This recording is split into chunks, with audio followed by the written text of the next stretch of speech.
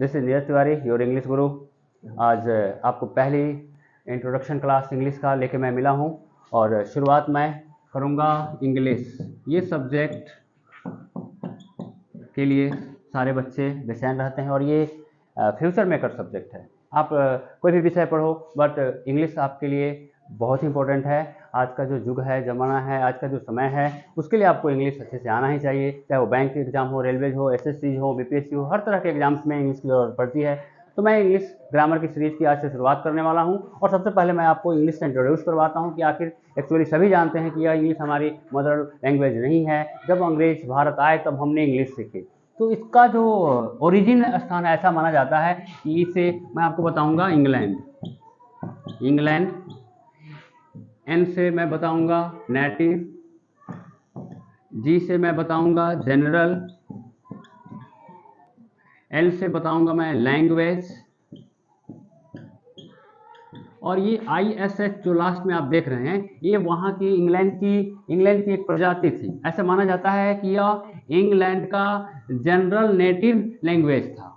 और कैसे लोगों का? आयरिश, आई से आपको आयरिश हुआ, एस्कोडा हुआ या हेल्स हुआ, ये वहाँ की प्रजातियाँ थी, जनजातियाँ थी।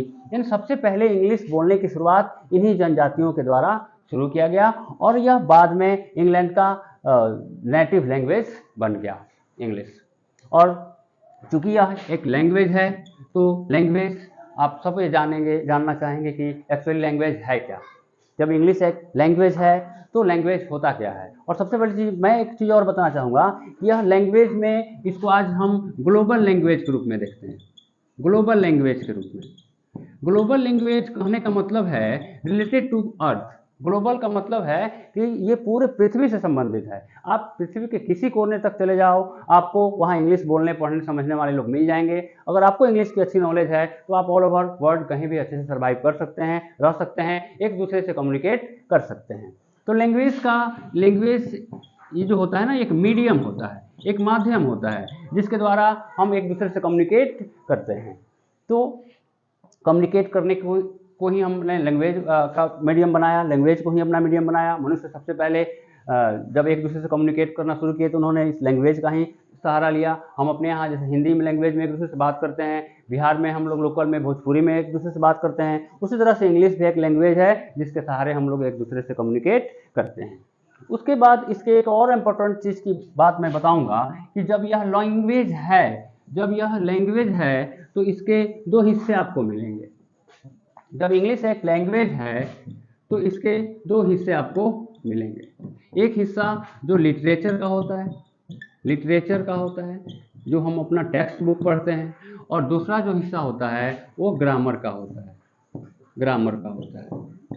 आपको इंग्लिश लैंग्वेज को सीखने के लिए आपको ये ग्रामर सीखना बड़ा जरूरी होता है। अब प्रश्न उठता है कि ग्रामर ही सीखना क्यों? क्योंकि ये ग्रामर जो होता है इस लैंग्वेज का कॉन्स्टिट्यूशन आप मान सकते हो उसको। कॉन्स्टिट्यूशन जैसे हर एक कंट्री को रन करने के लिए वहाँ का कॉन्स्टिट्यूशन होता है, उसी तरह से इंग्लिश लैंग्वेज या किसी भी लैंग्वेज को अच्छे से सीखने समझने के लिए हमें उसका ग्रामर सीखना समझना जरूरी होता है। ये ग्रामर ही हमें बतलाता है कि किसके क्या नियम हैं। अगर मैं कहता हूँ राम गो टू मार्केट, तो ये सेंटेंस हमारा क्या है? गलत है। क्यों गलत है? तो ये ग्रामर ही बतलाता है कि राम यहाँ पे थर्ड पर्सन सिंगुलर है तो इसके साथ हम वर्ब 1 का रूप यूज नहीं करेंगे, इसके साथ वर्ब 5 का यूज करेंगे, हमारा करेक्ट होगा गोज। तो ये ग्रामर पढ़ने से ही हमें पता चलता है कि हाँ उस लैंग्वेज से संबंधित क्या नियम कानून है, कैसे हम उसको शुद्ध बोल सकें, शुद्ध पढ़ सकें, शुद्ध लिख सकें। तो आपको कैसे उसको करेक्टली राइट करना है, रीड करना है, स्पीक करना है, इसके लिए हमें ग्रामर सीखने की ज़रूरत पड़ती है। तो अब आपसे कोई पूछे ग्रामर क्या होता है, व्हाट इज इंग्लिश ग्रामर? क्योंकि हम इंग्लिश पढ़ा रहे हैं तो मैं इंग्लिश ग्रामर की बात करूंगा। तो मेरे हिसाब से आप एक लाइन में कह सकते हो कि grammar is a set of rules, यानी इसमें रूल्स का एक कलेक्शन है। आप इसको कलेक्शन ऑफ रूल्स भी कह सकते हो, यह सारे नियमों का एक संग्रह है कि उसमें सारे नियमों को लिखा गया है, बताया गया है, जिसको पढ़ के आप उस लैंग्वेज को अच्छे से पढ़ ले सकते हैं, बोल सकते हैं और लिख सकते हैं। तो ग्रामर भी आपने जान लिया कि क्यों इम्पोर्टेंट है। अब हमने इस ग्रामर को पढ़ने के लिए इसको डिवाइड करा है 5 पार्ट में। हमने ग्रामर को 5 पार्ट में डिवाइड किया है। पहला पार्ट आपको मिलता है ऑर्थोग्राफी। पहला पार्ट क्या मिलता है? ऑर्थोग्राफी, जिसको आप हिंदी में वर्ण विचार कहते हैं। दूसरा आपको मिलता है इटीमोलॉजी, जिसको आप शब्द विचार कहते हैं। तीसरा मिलता है आपको सिंटैक्स, जिसको आप वाक्य विचार कहते हैं। चौथा मिलता है आपका पंक्चुएशन मिलता है, जिसको आप चिन्ह विचार कहते हैं। और पांचवा मिलता है प्रोसोडी, जिसको आप छंद विचार कहते हैं। हाँ, तो डियर स्टूडेंट्स, यहाँ हम देखेंगे जैसे कि हमने ग्रामर को कितने भागों में बांट के पढ़ा है? टोटल 5 भागों में बांट के पढ़ा है। ऑर्थोग्राफी, इटिमोलॉजी, सिंटैक्स, पंक्चुएशन और प्रोसोडी। आइए मैं अब एक एक करके इन सबसे इंट्रोड्यूस आपको कराता हूँ। जैसे कि आप देखो, ऑर्थोग्राफी हिंदी में नाम से स्पष्ट है, वर्ण विचार। तो हम इसमें वर्ण, आपको पता होगा हिंदी में आपने वर्ण पढ़ा होगा कि वर्ण किसी भी भाषा की सबसे स्मॉलेस्ट यूनिट होती है, सबसे छोटी इकाई होती है, जिससे खंड या टुकड़े हम नहीं कर सकते हैं। उसी को इंग्लिश में हम लेटर्स बोलते हैं। तो ऑर्थोग्राफी में हम लोग इंग्लिश लैंग्वेज के लेटर्स के बारे में स्टडी करते हैं, लेटर्स के बारे में अध्ययन करते हैं, राइट। उसके बाद दूसरा जो पार्ट है इटिमोलॉजी, शब्द विचार। आपको पता है एक वर्ड इंग्लिश में जिसको वर्ड बोलते हैं, तो हम लोग इसमें इंग्लिश लैंग्वेज के वर्ड्स के बारे में विचार करते हैं, वर्ड्स के बारे में स्टडी करते हैं। तीसरा है सिंटैक्स, जिसको आपने वाक्य विचार देखा इधर। तो वाक्य विचार मतलब इसमें सेंटेंस के स्ट्रक्चर पे हम लोग चर्चा करते हैं, सेंटेंस के स्ट्रक्चर पे हम चर्चा करते हैं कि सेंटेंस की बनावट कैसी है, सब्जेक्ट वर्ब किस तरह का तालमेल है सेंटेंस में, उस पे हम लोग विचार करते हैं। और ये जो 4 और 5वां नंबर जो आप देख रहे हैं, पंक्चुएशन, चिन्ह विचार, कहाँ आपको फुल स्टॉप यूज करना है, कहाँ सेमीकोलन यूज करना है, कहाँ कोमा यूज करना है, कहाँ इन्वर्टेड कोमा यूज करना है, कहाँ एक्सक्लेमेशन मार्क्स यूज करना है, कहाँ इंट्रोगेशन मार्क यूज करना है, ये सब चीजों के लिए हमारे पास पंक्चुएशन है। और ये प्रोसोडी मतलब छंद विचार। इसकी जरूरत जब हम कोई पोएम वगैरह लिखते हैं, तो उसमें जो पोएम्स में जो स्टैंजाज होते हैं, जो 4 लाइन का जो हमने पोएम में देखा होगा, उसको हम स्टैंजा बोलते हैं। तो इन सब के रचना के लिए हम प्रोसोडी पढ़ना होता है। कहीं कहीं आपको इन 2 का जिक्र नहीं भी मिलता है, ये 3 आपके लिए मेन है।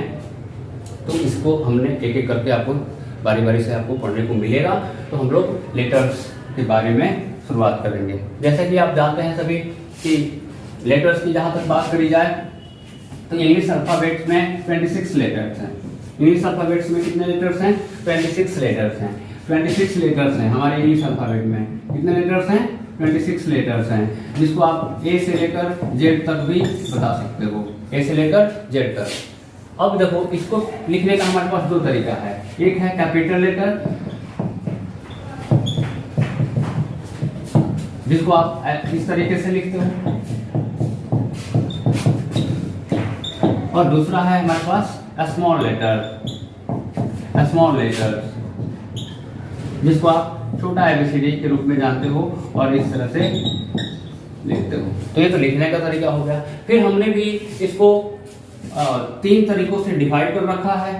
इन लेटर्स को हमने 3 तरीके से डिवाइड कर रखा है, जिसमें आपको एक मिलता है वोवेल्स, दूसरा मिलता है कॉन्सोनेंट्स, ये सब बेसिक चीजें हैं, सबको जानते होंगे। तीसरा मिलता है सेमी वोवेल्स।